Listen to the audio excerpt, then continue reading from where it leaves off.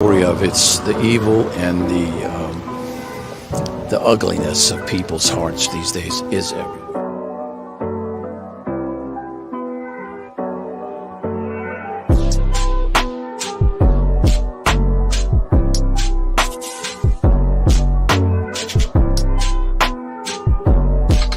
This is Franky Rose's Think Tank. Here's your host, Franky Rose.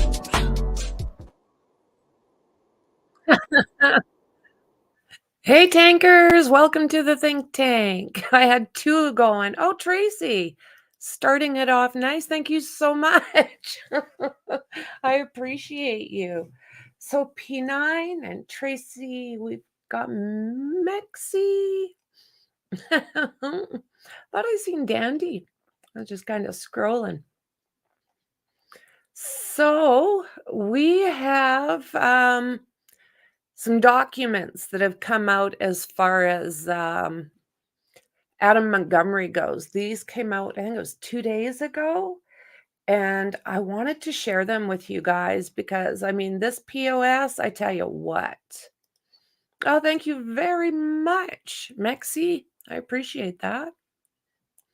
Welcome, tankers. Damn, I love that. Carrie, you're a genius, friend. Oh, whoa, voila, voila. So, any updates on the victims from the other day? I've probably missed. So, yeah, thank you so much, Tracy. There's Dundee. Good to see you. Hey, Chop, how you doing?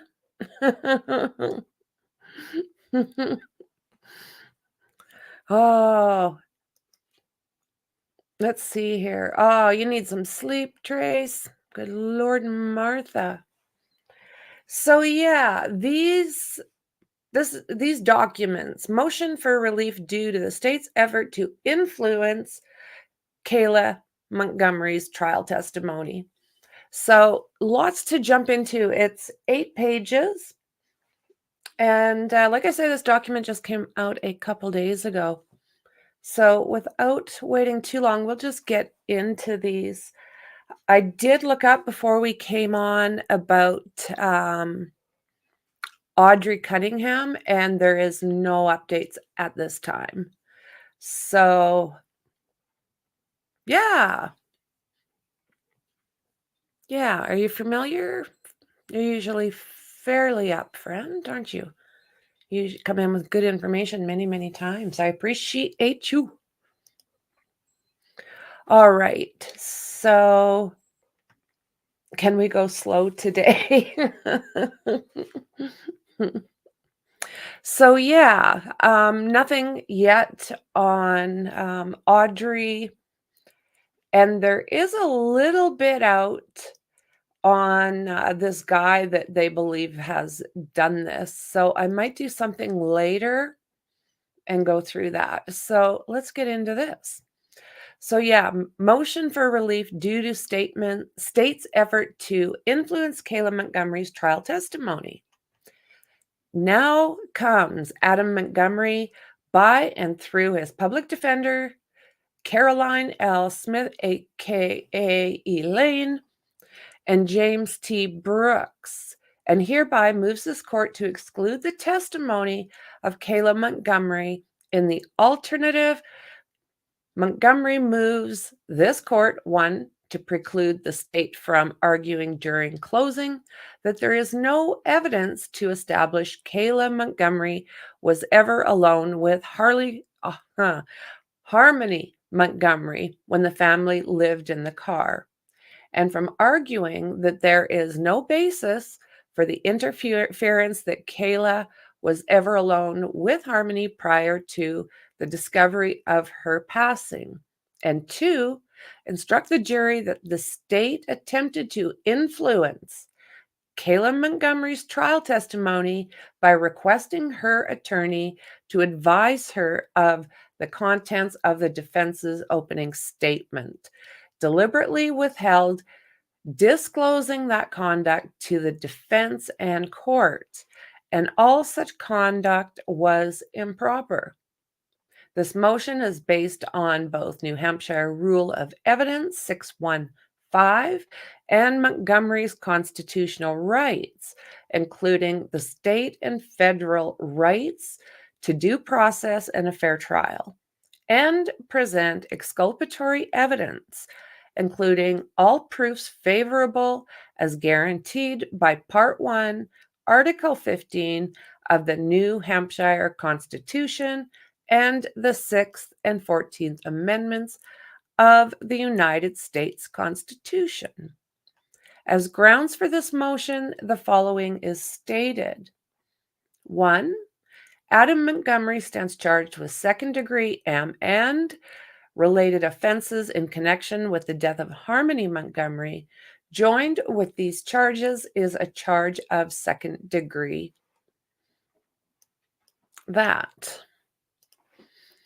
So 2, the parties delivered opening statements on February 8th. During its opening statement, the defense explained that Kayla Montgomery is lying about the circumstance of Harmony Montgomery's passing. And the last person to see Harmony alive and alone knows how Harmony passed instead of Harmony being discovered unalive at the intersection of Webster and Elm during the middle of the day on December 7th, 2019. Harmony was discovered passed earlier in the middle of the night behind Colonial Village after Adam returned to the car. Yeah.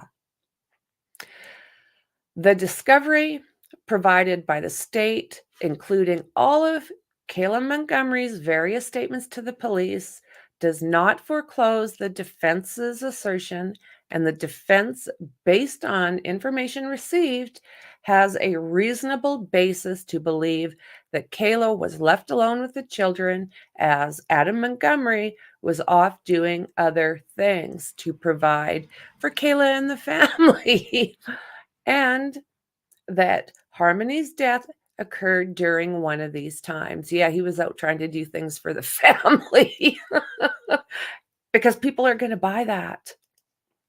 Unreal. So this is what I'm looking at. Let's see if I can find something a little bit better for you guys. That's not what we want. Let's do that. Hey, Vamp. Good to see you. Hey, Nicole. Welcome, welcome.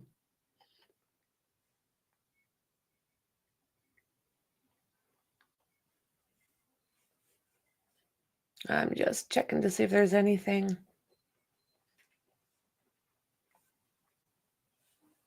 All right. Okay, let's jump back into this. So, after the defense delivered its opening statement, the state requested that evidentiary basis for the defense's contention and was informed by the defense that it anticipated establishing through Kayla Montgomery's cross-examination the facts necessary to make those reasonable inferences to the jury. 4, that afternoon, the state had its victim witness coordinator reach out to Kayla Montgomery's defense lawyer, Paul Garrity, by email or text message. The message requested that Garrity call attorney Knowles, which Garrity did. During the ensuing telephone conversation, Knowles relayed the defense's claim that Harmony died while alone with Kayla and the other children. Okay. Knowles informed Garrity that Kayla being alone with Harmony would be an area of attack by the defense during cross-examination, and asked Garrity to discuss that with Kayla to apprise her of it. The next morning, prior to Kayla's testimony, Garrity spoke with Kayla about those specific concerns.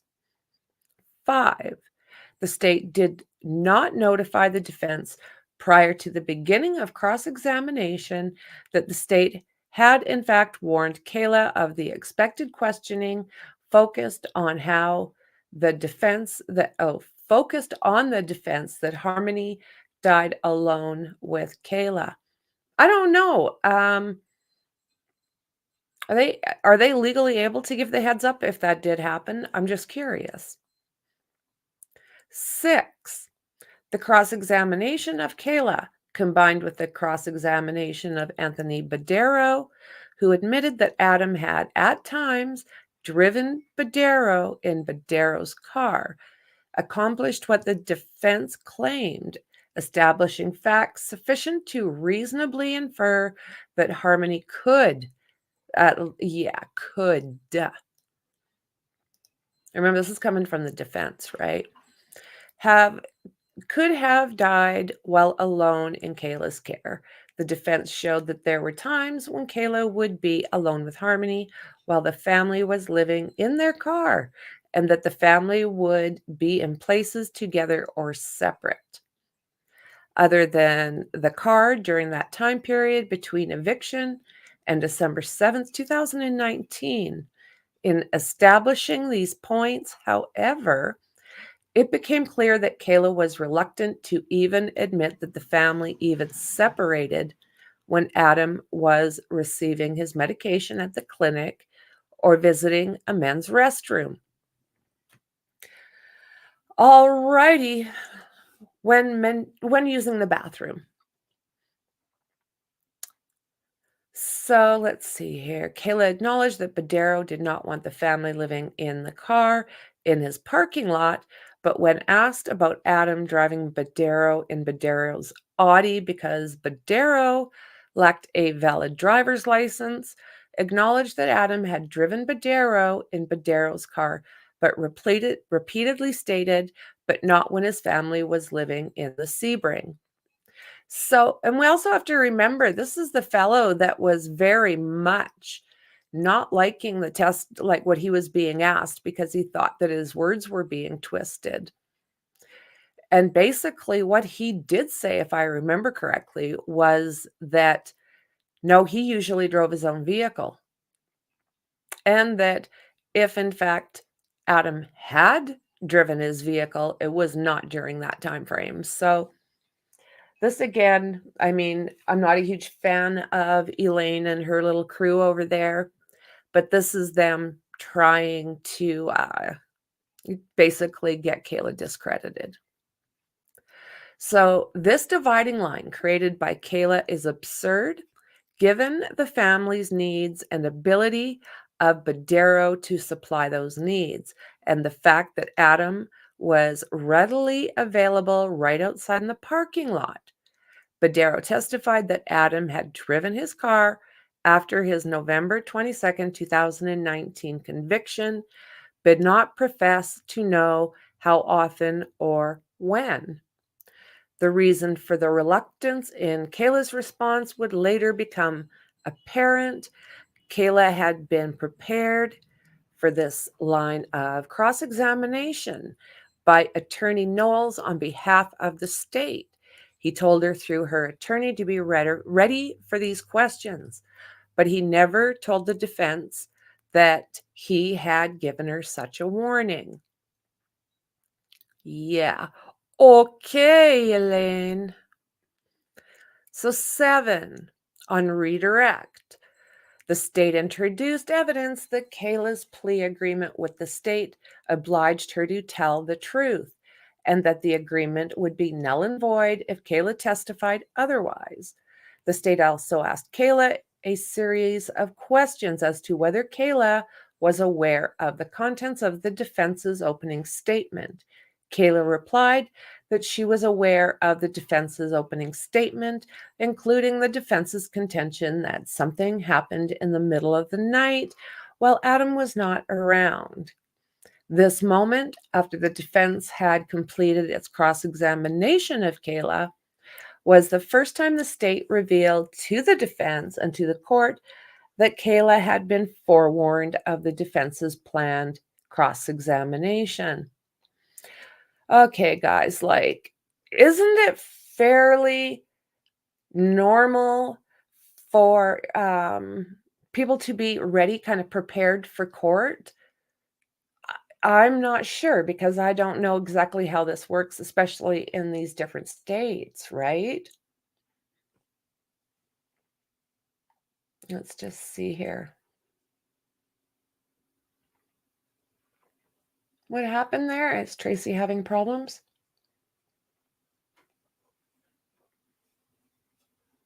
Okay, Discord.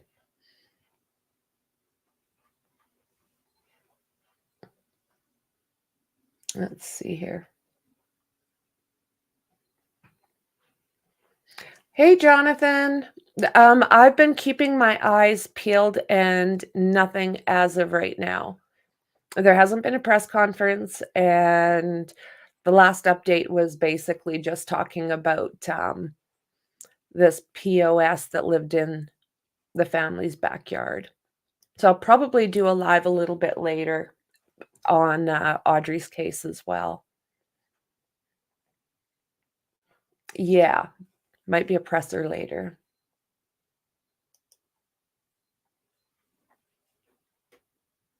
Oh, is there Mexi?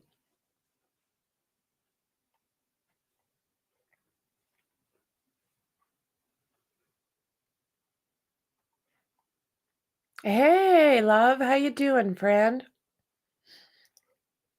Yes, she should have been known and prepared to be discredited. Okay, that's kind of what I was thinking, right? Okay. Thank you for that. Thank you.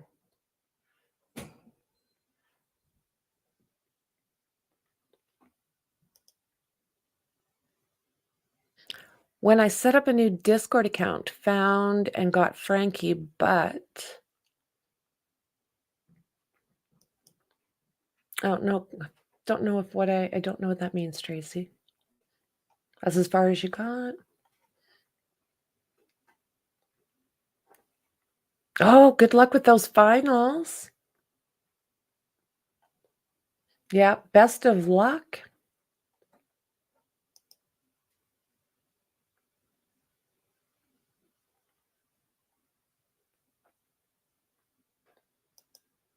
Okay. So welcome tankers. Okay, so here we are. Let's see.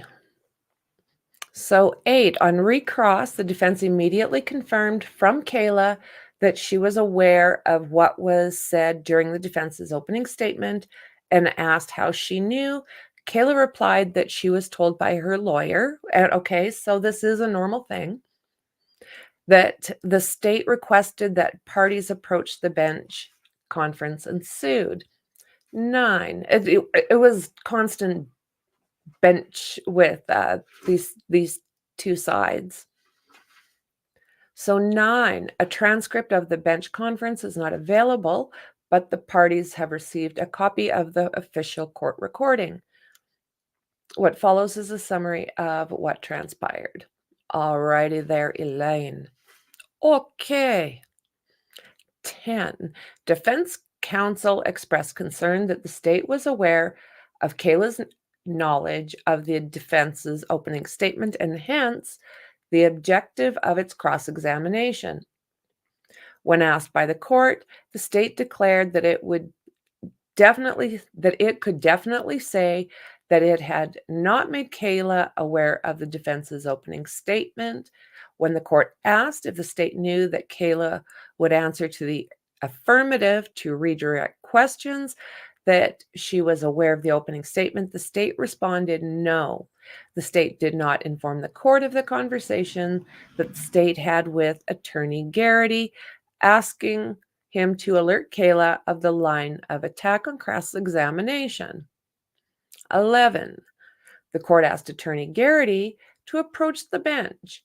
It was only then that the defense and court learned of a conversation between the state and Garrity from the Thursday prior.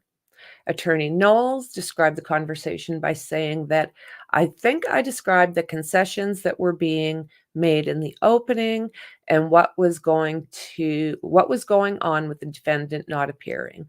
But I don't believe I asked anything of Attorney Garrity. So 12. When hearing this, Attorney Garrity asked, "Are you asking me to respond?" I was told about Kayla being alone with Harmony and that Adam wasn't present, and I was told that that's probably an area of attack by the defense, and I would discuss that with Kayla to apprise her of it. That's what I was told. 13. When recross resumed, Kayla again acknowledged that she had learned of the defense's opening statement. She also acknowledged that learning that information allowed her to prepare for the answers she would give. Well, I don't know. Is this woman just blowing smoke out her butt?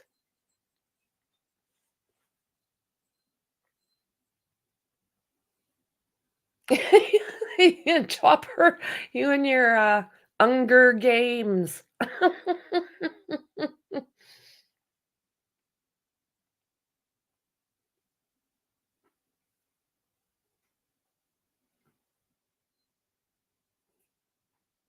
I'm just kind of looking here, friends. Hey, JJ, how you doing? Welcome, welcome.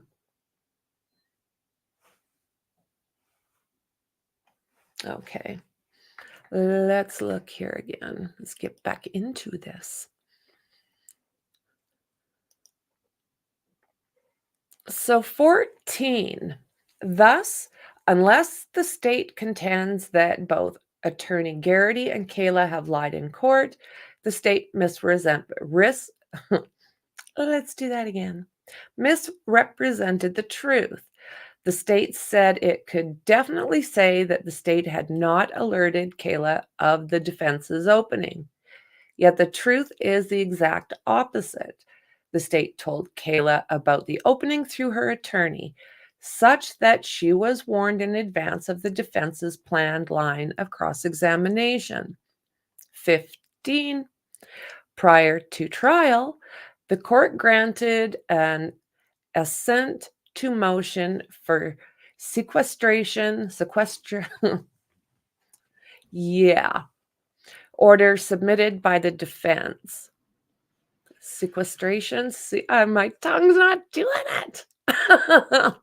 So the motion relied upon and tracked the language of New Hampshire Rule of Evidence 615.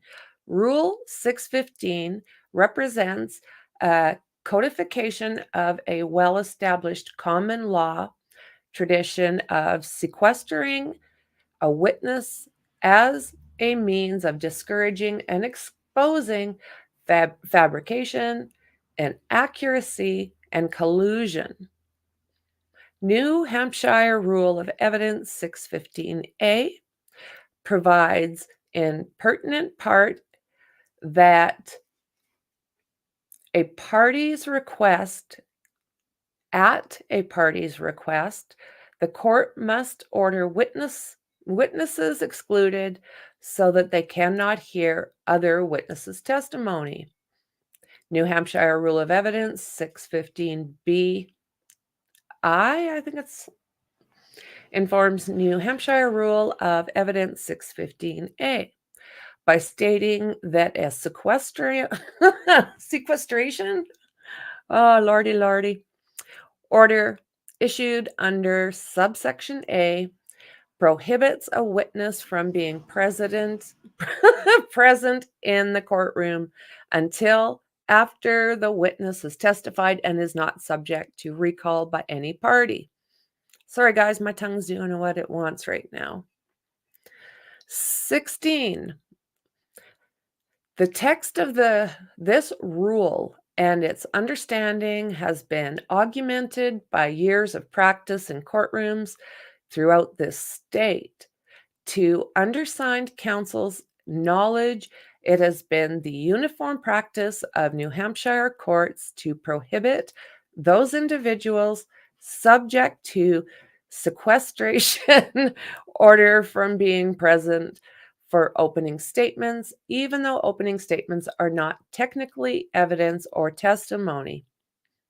Such a practice makes sense, as any practice otherwise would serve to undermine a sequestration order's very purpose. Though not evidence itself, opening statements reflect what the parties anticipate the evidence and testimony to be, and allowing a witness to become privy to those statements, substance undermines the integrity of the proceedings and the truth-seeking objective.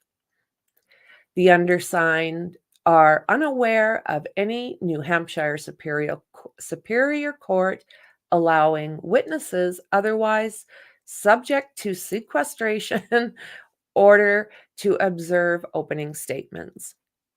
17. The court has ruled that Kayla Montgomery being advised of the defense's opening statement does not constitute a violation of the sequestration order and rule upon which it is based. The defense respectfully disagrees, asks the court to reconsider, and requests that the court exclude Kayla Montgomery's testimony due to the state's violation of the sequestration order and Rule 615, the evidentiary rule upon which the order is based. 18. Regardless of whether the state's conduct constituted a violation of Order and Rule 615, however, the state's affirmative act of influencing Kayla Montgomery's testimony was nonetheless improper. It subverted the cross-examination of Kayla Montgomery, and that was its purpose. Even if the state's act did not technically violate Rule 615, it violated its spirit. Okay, now what, you guys? What the hell? Even if the state did not technically violate Rule 615, it violated its spirit. Now, okay, what the actual does that mean? Anybody?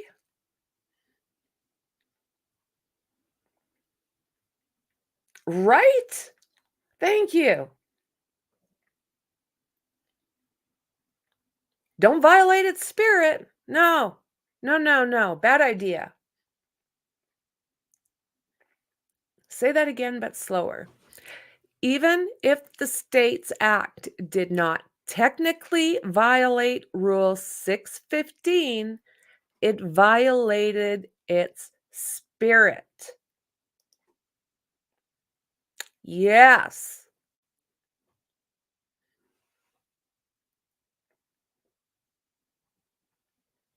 Yeah. Yeah, this is Elaine. This is what she threw out a couple days ago. In layman's term, they technically broke it. So how is that anything? How is that anything? I mean, yeah, there you are. Yeah, don't violate its spirit. That'll get you locked up. I don't know. This woman, okay, has drove me nuts. And I don't know, I think this is stupidity, what they're trying to do here, but it might be all that they've got. Thank you.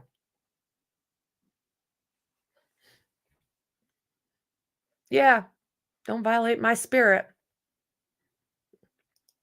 The spirit has left the building. Okay.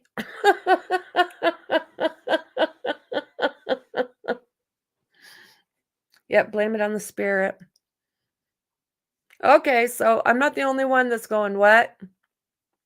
Yeah, don't violate its spirit.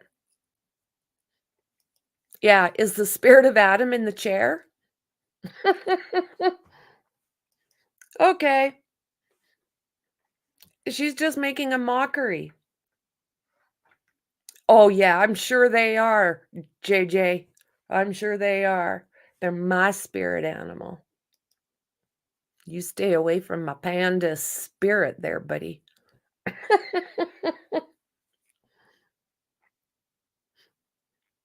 Oh my God. Okay, I'm not the only one that goes, "What? What?" So 19, the state knows its conduct is improper. Whatever the state may say in its defense, there are times where actions speak louder than words. Yes. The state failed to inform the court of its conversation with Attorney Garrity. Indeed, the only reason the defense and court are now aware of the conversation is because of the disclosure by Attorney Garrity. The state's failure to inform the court of its conversation in response to the court's inquiries reveals that the state itself understood its conduct to be improper. Oh, Elaine. 20. The state's conduct was not just improper, however, it also constitutes exculpatory evidence that explains Kayla's answers during cross-examination. As Kayla acknowledged during the resumption of recross, the state's conduct allowed her to tailor her responses in a manner calculated to thwart the defense's cross-examination, designed to reveal evidence supporting its defense. How can you possibly have a defense? You are trying to defend Adam Montgomery. Come on now. What defense would he possibly have? 21. The state should not have been allowed to reap any benefit from its conduct. Here, the prosecution improperly influenced a witness and then withheld that information from the court in defense. The gravity of the conduct is compounded by the seriousness of the discovery violation. No, you said there wasn't a violation. You're saying that the spirit was violated. A criminal defendant has the fundamental constitutional right under Part I, Article 15 of the New Hampshire Constitution and 6th and 14th Amendment of the United States Constitution to confront and cross-examine the witness against him, state versus, and then it gives its examples. So 22, as is well known, the state has a duty to provide the defense with exculpatory information regarding the state's witnesses.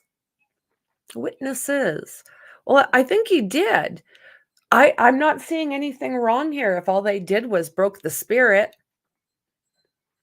So 23, the prosecution in the case deliberately withheld exculpatory impeachment information.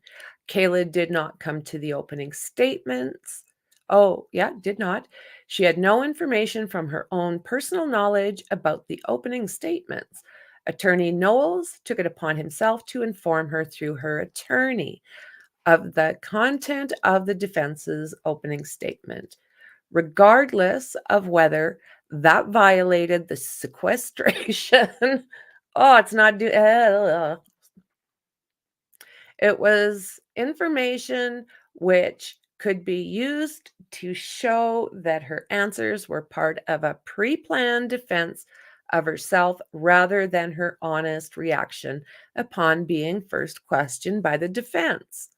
The bottom line is that if the state is going to prep a witness for cross-examination by the defense by providing information to the witness, the state has a duty to tell the defense that that witness was forewarned so that the defense may impeach the witness. 24. A mistrial would be appropriate if requested. Yeah, that was shot down this morning, guys. That was shot down. Everything she asked for was shot down. A mistrial would be appropriate, she says. All right. Basis for granting mistrial in circumstances indicating that justice may not be done if the trial continues to verdict. Okay.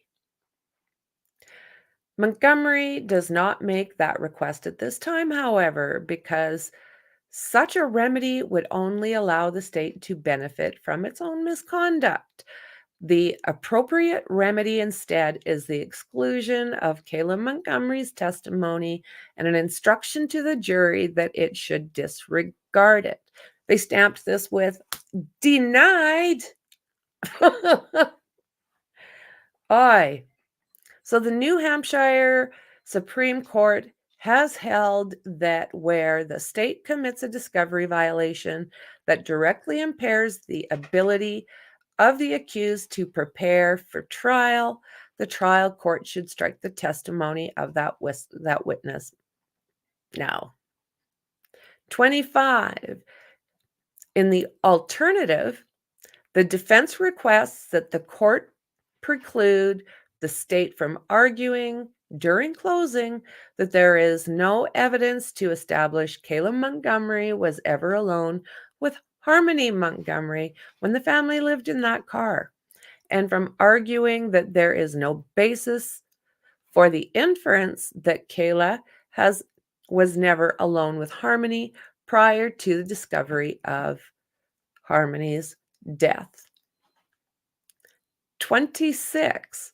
It is also respectfully requested as an alternative to exclusion of Kayla Montgomery's testimony that the court include as part of its final instructions as instructions specifically addressing the state's conduct.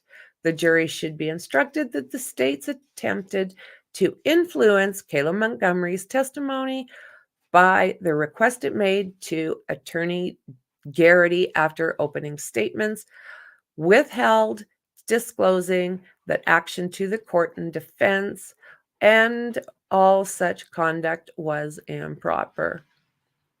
Wherefore, Adam Montgomery respectfully requests this honorable court, A, exclude the entirety of Kayla Montgomery's testimony and instruct the jury to disregard it. Yeah, no. B, in the alternative, prohibit the state from arguing that there is no evidence to establish Kayla Montgomery was ever alone with Harmony when they lived in the car, and from arguing that there is no basis for the inference that Kayla was ever alone with Harmony prior to the discovery of her death. They went denied again. Also, as part of the alternative relief, instruct the jury that the state attempted to influence Kayla Montgomery's trial testimony by having her defense attorneys apprise her of the defense's opening statement, deliberately withheld disclosing that communication to the defense and court and all such conduct was improper. And D, grant such other and further relief as deemed fair and just. Caroline L. Smith, Esquire, Public Defender, better known as Elaine. And this is her co-counsel. I hereby certify that a copy of this pleading has been forwarded to Senior Assistant Attorney General Benjamin J. Agati and Assistant Attorney General R. Christopher Knowles on this 18th day of February. So there's that. So they did, after the jury was released for the day, they did have some interactions with the court, and it was basically about what we just went over, just so all of that kind of makes sense, what happened after the jury was released. So yeah, they were basically trying to get everything Kayla Montgomery said thrown out, and they're they are accusing the prosecution, or sorry, the prosecution of preparing everything with Kayla to make sure that when she came out, she knew what she was going to deal with. I think her lawyer prepping her is quite normal, is it not? As far as I know, it's quite a normal thing. But again, I don't know.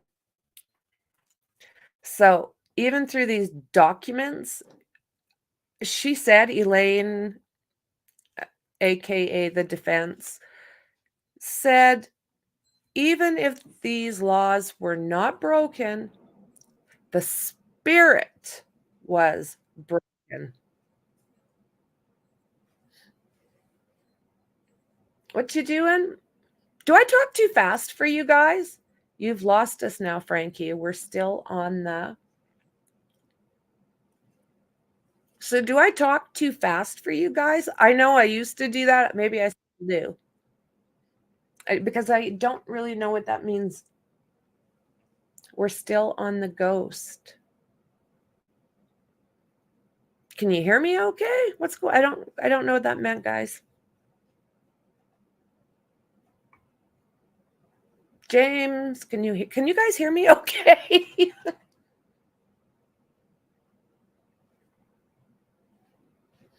Oh.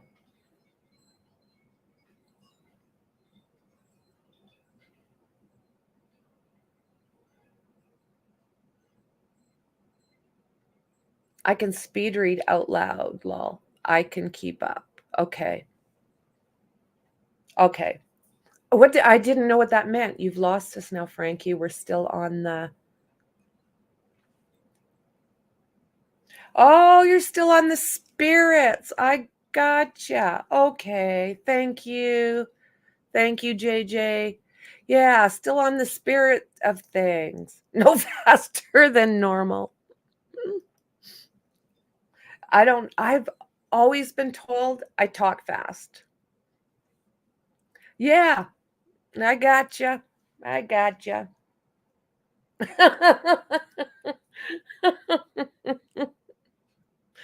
That's about it, guys. Like, oh my word. Yeah. How to throw everything a little bit sideways. Don't violate the spirits, Elaine says. So tomorrow's going to be interesting. Court will be in at, okay, I'll be streaming 7:25 Mountain Standard Time tomorrow, so a little bit later than usual, which is 9:25 Eastern, right?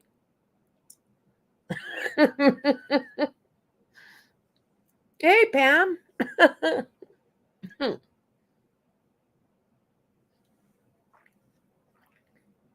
So I think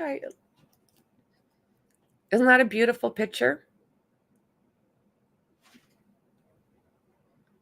So this is the little girl that it's all about. All the things that we hear that this monster did to this darling little girl. And this is why we're here right now.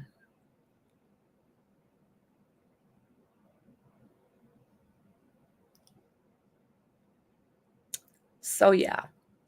So guys, with that said, that is what we have this time at this point.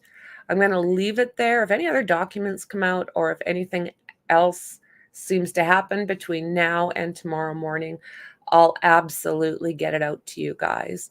And don't forget to subscribe, like, and share. Hit that bell because I've been streaming at all sorts of different hours. There's lots going on out there right now. So, yeah, with that said, thank you very much. And I'll see you guys in the next one. Bye.